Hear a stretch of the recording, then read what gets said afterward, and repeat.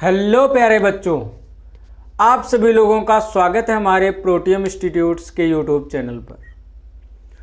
आज हम class 11th का जो मैथ्स है उसे हम स्टार्ट करेंगे और जो हमारी स्टार्टिंग होगी यानी कि जो हमारा प्रारंभ होगा गणित में वो सबसे फर्स्ट चैप्टर से हम स्टार्ट करेंगे, जिसे हम कहते हैं समुच्चय अर्थात सेट। तो समुच्चय को पढ़ने से पहले हम कुछ नॉर्मल उसके बारे में बात करेंगे। अगेन हम समुच्चय के बारे में स्टडी करेंगे। तो समुच्चय होता क्या है, यदि हम इस चीज़ के बारे में बात करें तो हम ये कहेंगे कि समुच्चय एक प्रकार से क्या है, समूह है। क्या है? समूह, यानी कि संग्रह कह सकते हैं। तो ये संग्रह या समुच्चय मैथ के अंदर किस टाइप का है, तो यदि हम इस समूह के अंदर या इस समुच्चय के अंदर यदि बात करें तो ये किस टाइप्स का है, तो इसमें क्या होता है कि यदि जो हम संग्रह बना रहे हैं या जो समुच्चय का जो निर्माण किया जाएगा इस मैथमेटिक्स के अंदर, जो सेट चैप्टर है उसके अंदर जो है वो एलिमेंट्स या कोई भी वस्तु का जब आप समूह या संग्रह का निर्माण कर रहे होंगे तो उस समय पर आपको ये ध्यान रखना है कि कोई भी ऑब्जेक्ट उस संग्रह अर्थात समूह के अंदर कोई रिपीट होना नहीं चाहिए। तब जो हम समूह का निर्माण करते हैं उसे हम गणित की भाषा में समुच्चय कहते हैं। तो इसी आधार पर यदि हम परिभाषित करने की कोशिश करें तो हम ये कहेंगे कि समुच्चय जो है विभिन्न प्रकार की वस्तुओं का वह समूह जिसमें समुच्चय विभिन्न प्रकार की वस्तुओं तथा कह सकते हैं अवयवों का वह संग्रह जिसमें विभिन्न प्रकार के अवयवों को समायोजित किया जाता है, उसे हम क्या कहेंगे, समुच्चय कहेंगे।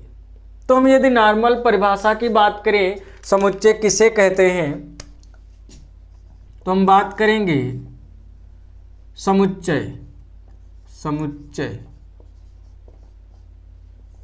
अर्थात हम ये कहेंगे सेट।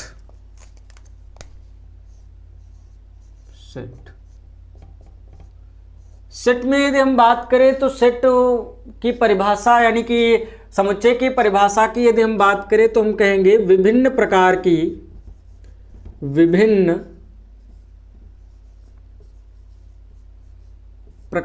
की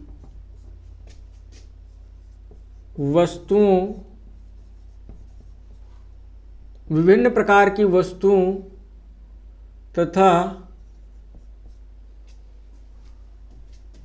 तथा अवयव के विभिन्न प्रकार की वस्तुओं तथा अवयवों का सुपरिभाषित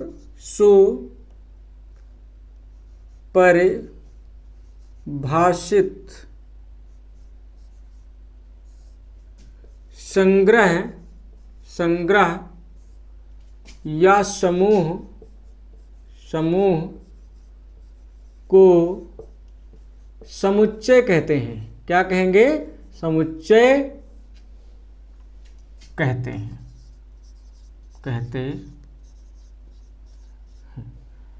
यानी कि विभिन्न प्रकार की वस्तुओं का वह समूह जिसमें अवयव जो होते हैं या फिर कह सकते हैं वस्तुओं का जो समूह या संग्रह जो बनाया जाता है वो एक प्रकार से क्या होना चाहिए, वेल डिफाइन होना चाहिए अर्थात सुपरिभाषित होना चाहिए। तब हम कहेंगे कि जो आपने संग्रह या समूह बनाया है वो एक प्रकार से क्या है, समुच्चय का निर्माण करता है। तो इसी प्रकार यदि हम बात करें कि समुच्चय को किस प्रकार प्रदर्शित किया जाता है और समुच्चय को यदि एग्जाम्पल के थ्रू हम समझने की कोशिश करें तो हम इस प्रकार कहेंगे कि आपने बहुत सारी चीज़ों का आपके घर या आपके सराउंडिंग में बहुत सारी चीज़ों का संग्रह बनाया जाता है। यदि हम बात करें तो आप देखते होंगे कि आप जो दिनों को यूज करते हैं वो 7 हैं, 7 आप काउंट कर सकते हैं। तो उन दिनों का जो संग्रह अर्थात समूह होगा उसे भी हम क्या कहेंगे, समुच्चय कहेंगे। आप बहुत सारे जाते हैं, जब आर्ट्स का पेपर होता है तो आप क्या करते हैं, कलर्स को खरीद कर लाते हैं, रंगों को खरीद कर लाते हैं। तो आप देखते होंगे कि जो आप रंग खरीद कर लाए हैं उन रंगों का जो संग्रह है वो भी एक प्रकार से क्या है, वेल डिफाइंड है, कह सकते हैं सुपरिभाषित है। जो कलर आपने लिए हैं, जो आपको कलर दिए गए हैं, उन कलरों में से ऐसा कोई कलर नहीं होगा जो कहने का मतलब रिपीट करता हो, अर्थात पुनरावृत्ति करता हो। तो ऐसा वहां पर कुछ भी नहीं होता है। तो इस टाइप्स का जो समूह बनेगा उसे भी हम क्या कह सकते हैं, समुच्चय कह सकते हैं। तो इसी प्रकार बहुत सारी चीजों का आप संग्रह, अर्थात आप ये भी कह सकते हैं 12 महीनों का जो संग्रह होता है उसे भी हम क्या कह सकते हैं, एक प्रकार से वो समुच्चय है। या आप मान लीजिए कि आपका एक जो कंट्री है वो स्वतंत्र है, तो स्वतंत्र के यदि है तो हम यदि कहें स्वतंत्रता और अब तक की जितने प्रधानमंत्रियों का जो संग्रह होगा वो भी आप एक प्रकार से क्या होगा, समुच्चय होगा। तो इस प्रकार आप क्या करेंगे, बहुत सारी चीजें आप अपने माइंड्स में उन चीजों को सोचेंगे और उन चीज, ऐसी चीज आप सोचेंगे कि वो चीज हो जो आप ले रहे हैं उसमें ऐसा कोई संग्रह के अंदर नहीं होना चाहिए जो कहने का मतलब क्या करता हो, पुनरावृत्ति करता हो। यदि पुनरावृत्ति करता होगा तो आप उसे समुच्चय नहीं कहेंगे। यदि वो पुनरावृत्ति नहीं कहता है तो आप ये कह सकते हैं कि जो आपने संग्रह लिया है वो एक प्रकार से क्या है जी, सेट है। तो इस प्रकार हम आगे बढ़ेंगे कि हम अब बात करेंगे एग्जाम्पल के थ्रू। तो अब यदि हम नॉर्मल एग्जाम्पल लें तो फर्स्ट एग्जाम्पल हम क्या कहेंगे, सप्ताह के दिनों का समूह। सप्ताह के दिनों का समूह, जो सप्ताह के दिनों का समूह है उसे हम क्या कह सकते हैं, समुच्चय कह सकते हैं। यदि इसी प्रकार हम सेकेंड एग्जाम्पल की बात करें तो हम ये भी कह सकते हैं रंगों का समूह। रंगों का समूह, जो रंगों का समूह है वो भी एक प्रकार से क्या है जी, सेट है। थर्ड यदि एग्जाम्पल की बात करें तो हम कह सकते हैं 12 महीनों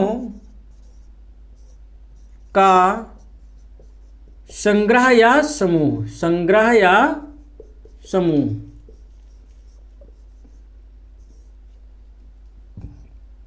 और यदि इसी प्रकार यदि हम बात करें फोर्थ एग्जाम्पल की तो आप ये भी कह सकते हैं कि जो क्रिकेट टीम होती है उसमें भी हर एक खिलाड़ी क्या होता है जी, यूनिक होता है, या कह सकते हैं वेल डिफाइंड होता है।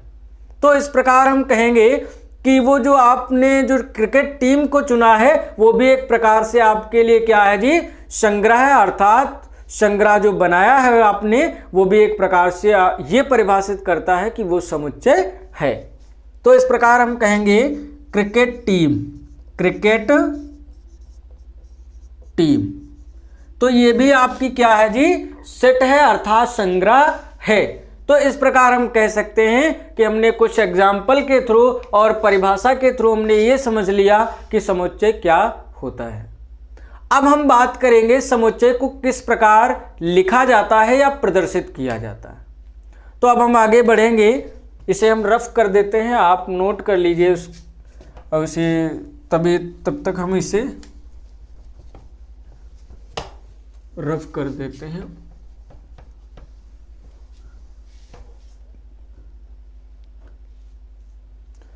तो आप क्या करेंगे, आप ये कहेंगे कि समुच्चय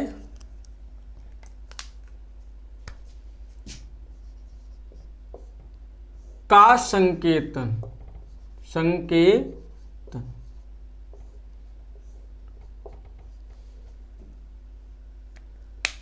यानी कि समुच्चय को किस प्रकार हम लिखते हैं या प्रदर्शित करते हैं उसके बारे में बात करेंगे। तो हम क्या करते हैं कि समुच्चय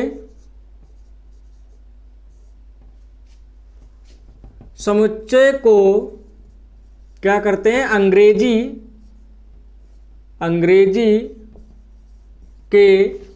अंग्रेजी के बड़े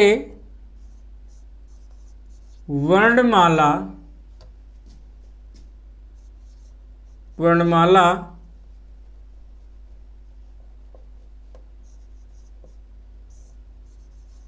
के अक्षरों ए बी सी डी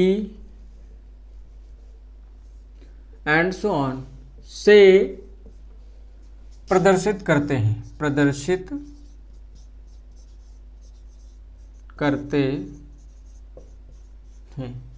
तो आप ये कह सकते हैं कि जो समुच्चय आप प्रदर्शित करते हैं उसे हम अंग्रेजी के बड़े अक्षरों के साथ में क्या करते हैं जी, रिप्रेजेंट करते हैं। तो अब हम बात करेंगे, यदि हमने समुच्चय को एक प्रकार से यदि रिप्रेजेंट कर लिया है तो समुच्चय के अंदर या समुच्चय के अंदर जो हम संग्रह बनाएंगे उस संग्रह के अंदर जो हम अवयव लिखेंगे वो किस टाइप से रिप्रेजेंट किया जाएगा, इस बारे में हम बात करेंगे। तो यदि हम बात करें तो ये थोड़ा हम मिटा देते हैं, इसे रफ कर देते हैं, उसके बारे में बात करेंगे।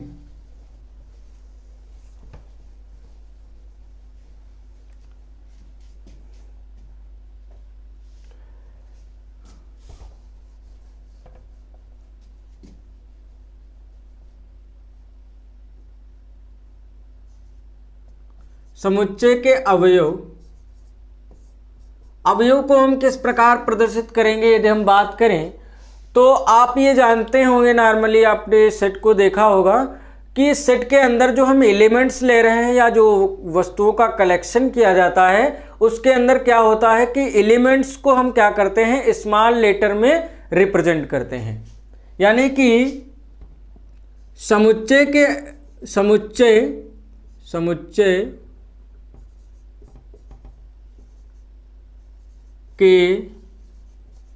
अवयवों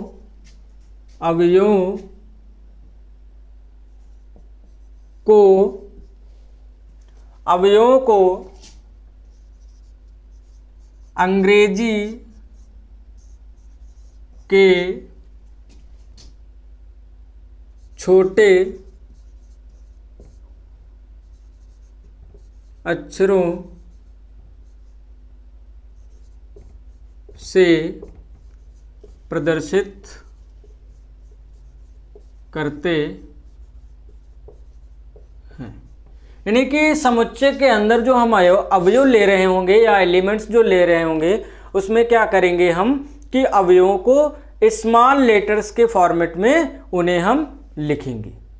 तो इस प्रकार हमने क्या सीख लिया कि ये अवयव को किस प्रकार रिप्रेजेंट करते हैं और सेट को किस प्रकार रिप्रेजेंट करते हैं, और साथ साथ में हमने ये भी जान लिया कि समुच्चय क्या होता है, एग्जाम्पल के थ्रू भी हमने सीख लिया। यानी कि अवयव को ये भी हम कह सकते हैं, कुछ भी नॉर्मली आप मान लेते हैं। इसी के साथ में यदि एग्जाम्पल लें, हम क्या करेंगे, मान लेते हैं कि x जो है वो एक अवयव है जो कि समुच्चय A का एक क्या है जी, एलिमेंट्स है। तो हम क्या कहेंगे, x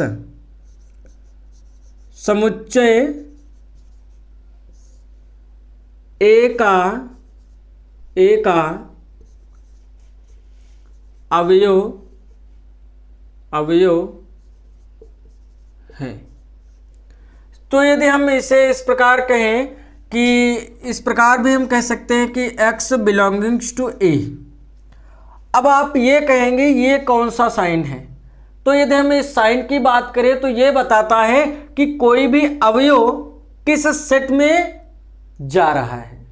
तो इस प्रकार आप कह सकते हैं कि x सदैव किस सेट में मिलेगा, आपको A सेट में मिलेगा, यदि आपने इस टाइप से लिखा है।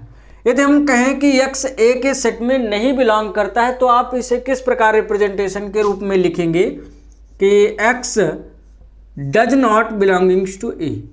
यानी कि आप ये भी कह सकते हैं कि x जो है वो आपका A का अवयव नहीं है। तो इस आधार पर आप यदि आप इसे कट का फॉर्मेट बना देते हैं इस साइन में बिलोंग के अंदर, तो आप कह सकते हैं कि जो सेट A का अवयव x है वो अब A के अंदर बिलोंग नहीं कर रहा, अर्थात A के अंदर वो नहीं है। तो इस प्रकार आप एलिमेंट्स को क्या कर सकते हैं जी, रिप्रेजेंट कर सकते हैं। अब हम अगेन बात करेंगे कि समुच्चय को किस प्रकार हम लिख सकते हैं, समुच्चय को लिखने की जो विधियां हैं, जो तरीके हैं, उनके बारे में बात करेंगे। नॉर्मली यदि हम बात करें तो समुच्चय को रिप्रेजेंट या प्रदर्शित करने का जो तरीका है वो हमें ओनली 2 मेथड्स पता हैं, यानी कि 2 विधियां हमें दी गई हैं, जिनमें हम सबसे पहले जो विधि को अपनाते हैं वो रोस्टर मेथड है, यानी कि इसे तालिका विधि भी कहा जा सकता है और सारणी विधि भी कहा जा सकता है। इसी प्रकार आप सेकंड जो मेथड यूज करेंगे वो होता है सेट बिल्डर फॉर्म, यानी कि आप ये भी कह सकते हैं समुच्चय निर्माण विधि, या इसे आप ये भी कह सकते हैं कि गुण विधि नॉर्मली। तो इस आधार पर हमने क्या सीख लिया, कुछ नॉर्मल बातें हमने जानी। अब हम बात करेंगे कि सेट को किस प्रकार प्रदर्शित किया जा सकता है और किन विधियों से प्रदर्शित किया जा सकता है। तो आपने इसे नोट कर लिया होगा, इसे हम रफ कर देते हैं।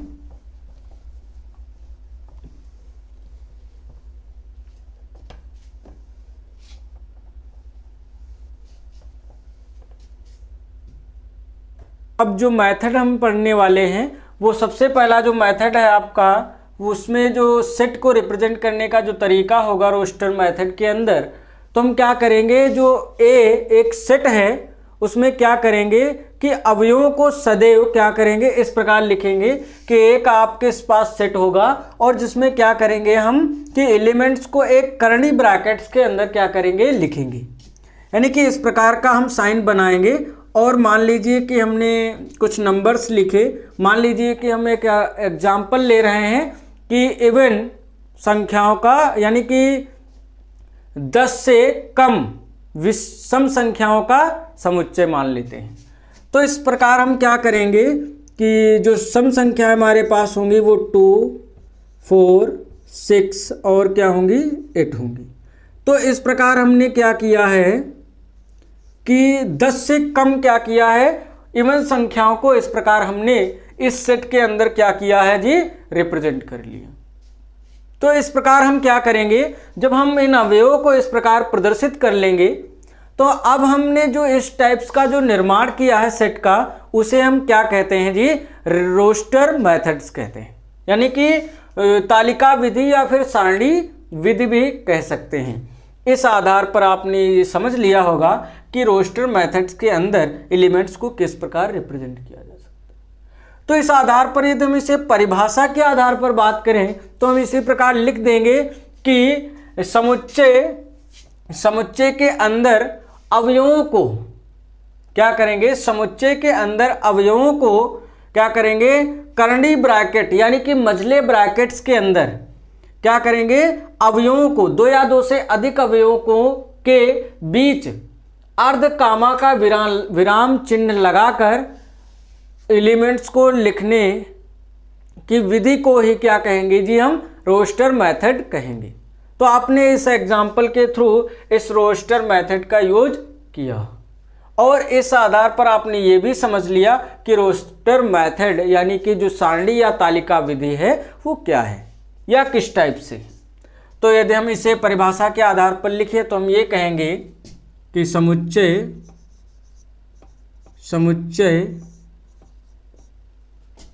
में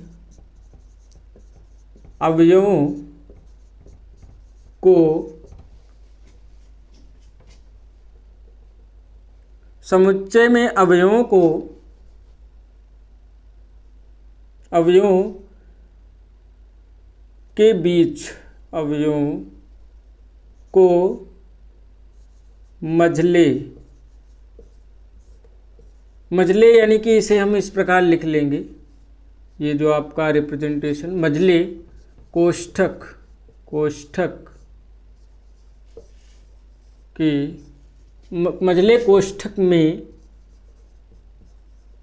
2 या 2 से अधिक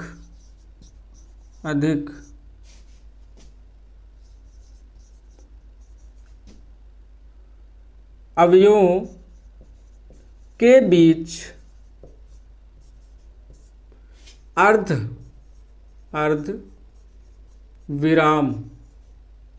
विराम चिन्ह लगाकर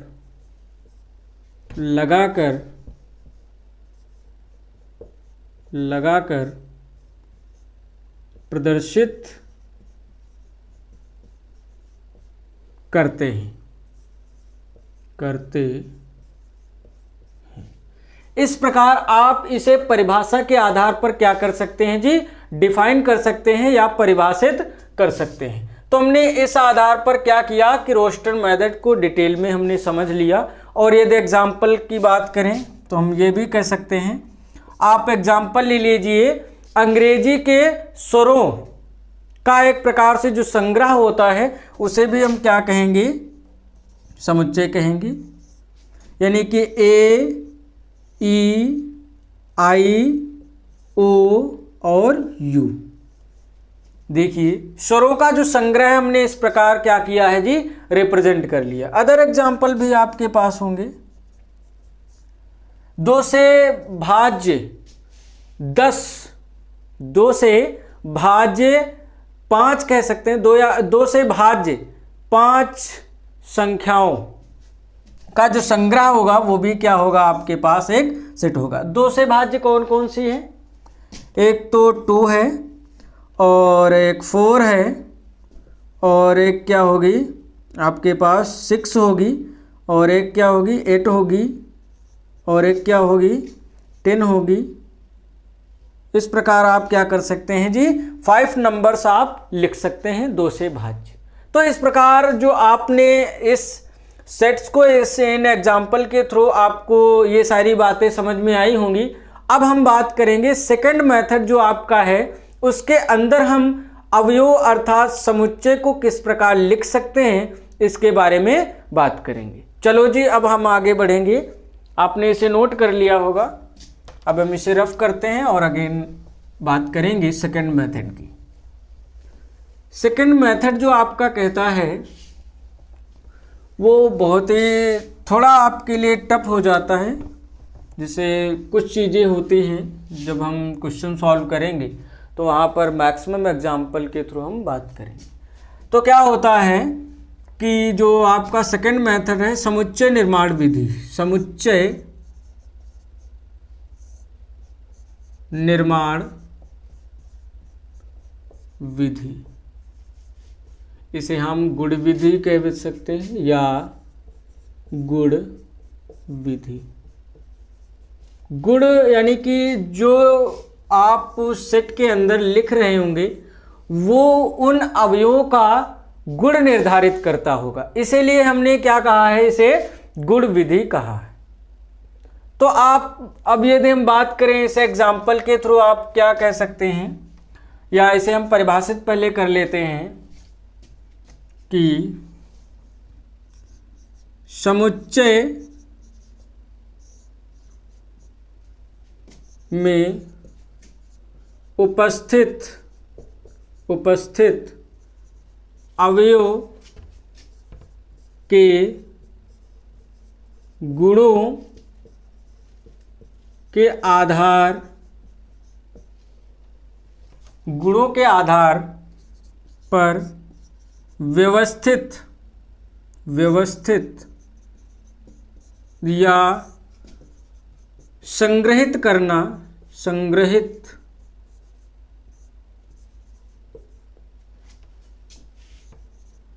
करने को समुच्चय निर्माण विधि कहते हैं। विधि कहते हैं